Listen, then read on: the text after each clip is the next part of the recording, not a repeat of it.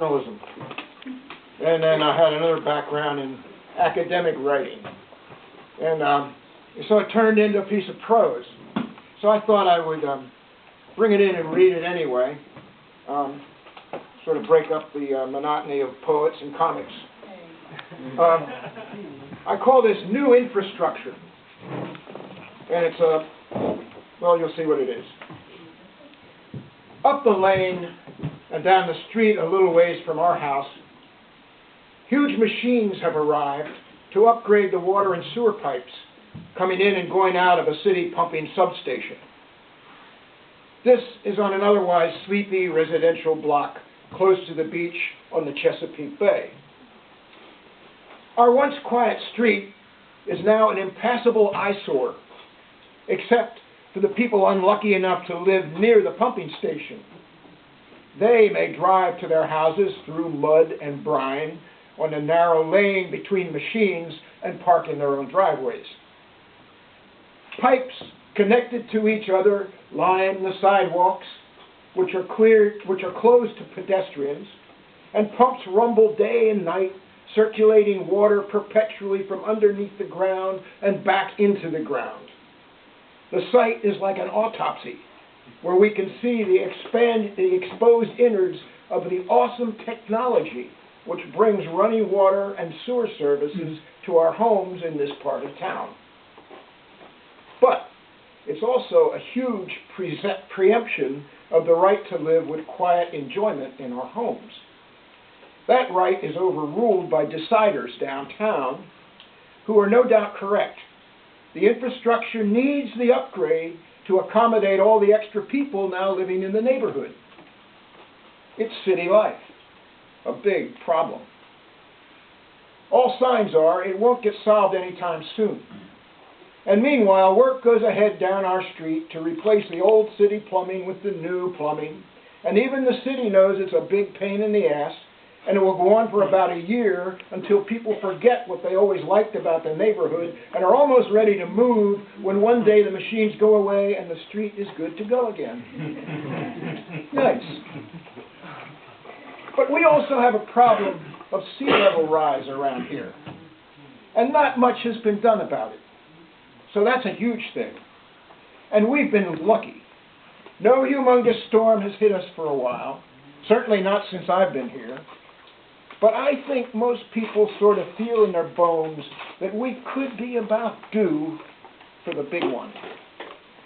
Now, I can't imagine waters rushing into the sanctity of my home. But I also see around me that Mother Nature is struggling for her life against the encroachment of human beings. Human beings like me. I see the collapse of the wetland trees and the hunger of the birds and raccoons if I forget to put out food every day.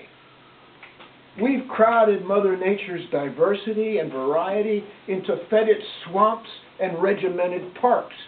And if she, in her desperation, lashes out at our shores in a move to make things whole again, will new infrastructure keep back the tides from my front door? But infrastructure is a concept we can grasp. After all, we invented it to make life easier for ourselves, for our families. It's essential to have indoor plumbing, running water, running hot water. The city even takes away our garbage and trash with military efficiency. What would I do otherwise with something like our old broken toilet seat? Throw it in the woods? There just are no easy answers to anything, and the problems in the world seem endless.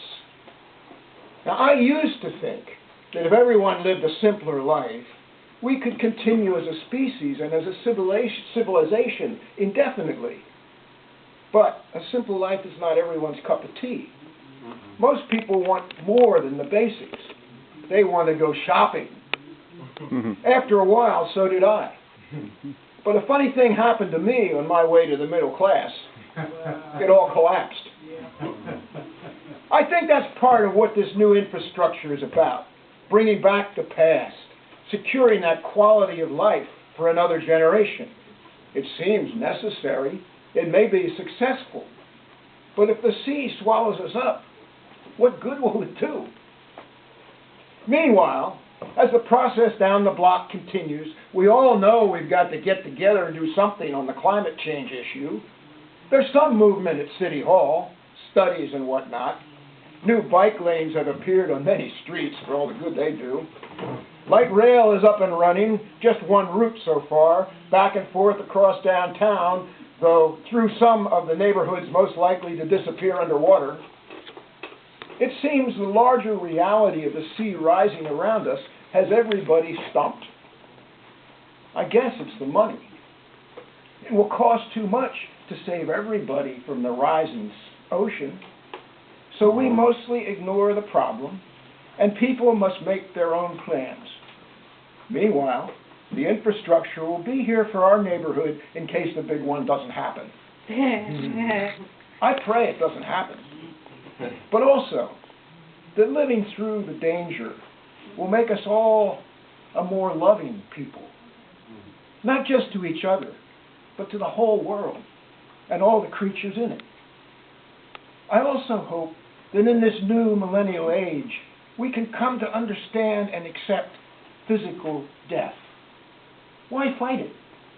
In one way or another, it's always going to go along with physical life. Now that's the kind of infrastructure I'd like to see put in.